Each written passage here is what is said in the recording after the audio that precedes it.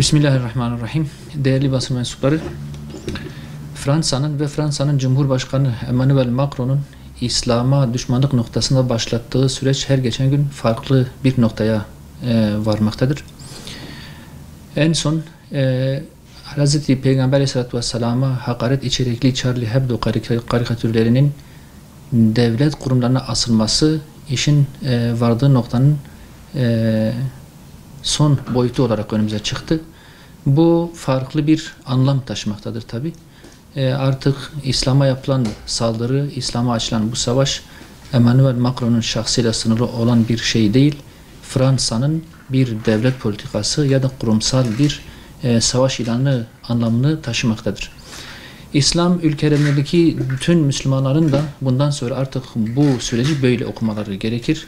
Eğer böyle okumazlarsa Fransa bu işi daha farklı boyutlara çıkaracak, hak ettiği tepkiyi alamayacak ve İslam düşmanlığının Avrupa'da çok daha ileri boyutlara çıkacağı aşikardır. Şimdi dünyada hiçbir insan, hiçbir kurum, hiçbir devlet bir dinin, kutsal bir dinin önemli şahsiyetlerine, hatta peygamberine hakaret etmeyi, rencide etmeyi, şahsına söz söylemeyi, küçük düşürmeyi hiçbir şekilde özgürlük, ifade özgürlüğü, demokrasi tanımları içerisinde değerlendiremez. Bugüne kadar hiçbir şekilde böyle bir şey olmamıştır. Bu sadece Fransa'nın düşmanlığının, kininin açık bir göstergesi olarak önümüze çıkmaktadır. İnsan ifade özgürlüğü ya da demokrasi hiçbir şekilde bunu ifade edemez. Bu açık bir şekilde milyonlarca, milyarlarca insanın inancına, dinine, şahsiyetlerine açık bir saldırıdır. Kin ve düşmanlıktır, küçük düşürmedir. Bu açık bir savaş ilanıdır. Şimdi bu noktadan sonra artık işin farklı boyutlarda değerlendirilmesi gerektiği de ortaya çıktı. Özellikle İslam aleminde bu işe bakış açısı değişmelidir. Eğer Fransa'nın kurumsal anlamda İslam'a başlattığı, açtığı bu savaş İslam ülkeleri içerisinden de kurumsal bir tepki, kurumsal bir karşılık görmezse Avrupa'daki İslam düşmanlığı çok daha farklı bir boyuta çıkacak. Çünkü İngiltere'nin Brexit'ten sonra, yani Avrupa Birliği'nden ayrılması sonrasında Fransa'nın Avrupa Birliği içerisindeki önemi, ehemmiyeti daha fazla artmıştır. Fransa'nın bu densizliği, cüretkarlığı belki bundan dolayıdır.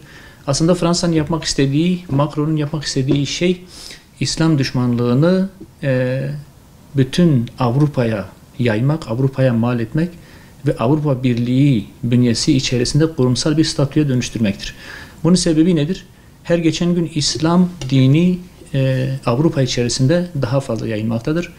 Bugün 20 milyondan fazla Müslüman Avrupa'da yaşar hale gelmiştir. Her geçen gün bu sayı daha fazla artmaktadır.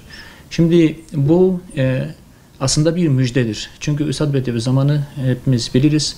Avrupa bir İslam'a gebedir. Bu kutlu doğum en yakın bir tarihte gerçekleşecektir demişti. İnanıyoruz ki şu an Avrupa'nın yaşadığı İslam'ın doğrulması sancılarıdır. Ve Allah'ın izniyle Avrupa her geçen gün daha fazla İslamlaşacak, daha fazla Müslüman olacaktır. Avrupa'yı paniğe düşüren, Fransa'yı paniğe düşüren budur.